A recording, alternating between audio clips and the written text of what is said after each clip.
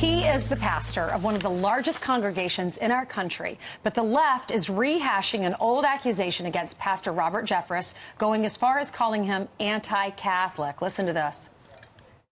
I wanted to ask you about the president's tweet in which he called Pastor Robert Jeffress a wonderful man. Given that there are 70 million American Catholics, why would he say that about somebody who's so viciously anti-Catholic? I'm not aware of Robert Jeffress being anti-Catholic. I know that he engages with the Catholics in his home state on the regular basis to participate in events like the March for Life. Those are the only actions I've seen him participate in, so I couldn't comment any further on that. Here to respond is the author of a new book called A Place Called Heaven, Fox News contributor and First Baptist Church pastor Robert Jeffress. Good morning to you, Pastor. Good morning.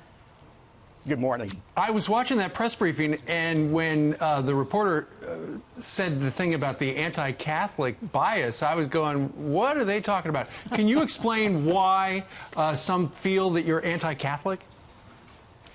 Absolutely. This all started Friday night when I was on Lou Dobbs' show defending the president against these unwarranted attacks by that wacko congresswoman. And after I finished the show, the president was gracious to tweet out some words of support for me and for my new book, A Place Called Heaven, that I had given him a few weeks ago. That's when the left pounced on me.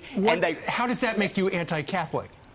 Well, what they did was, Steve, they went back and recycled some old quotes from years ago that were either completely manufactured at the time or ripped out of context. And let me be clear, I've said this repeatedly. I love my Catholic brothers and sisters in Christ. We march alongside one another in Right to Life marches. We work alongside one another in religious liberty causes. And just this past Sunday, I invited Sean Hannity, a Catholic himself, to our church. He spoke, and I said to Sean and our entire congregation that I believe that millions of Catholics are going to be in heaven because of their faith in Christ. These attacks are nothing more than an attempt to discredit the president by discrediting his most vocal and visible evangelical supporter, and these attacks are not going to diminish my support for him by one iota. What do you say to the critics that were upset with you being on the campaign trail with the president yesterday?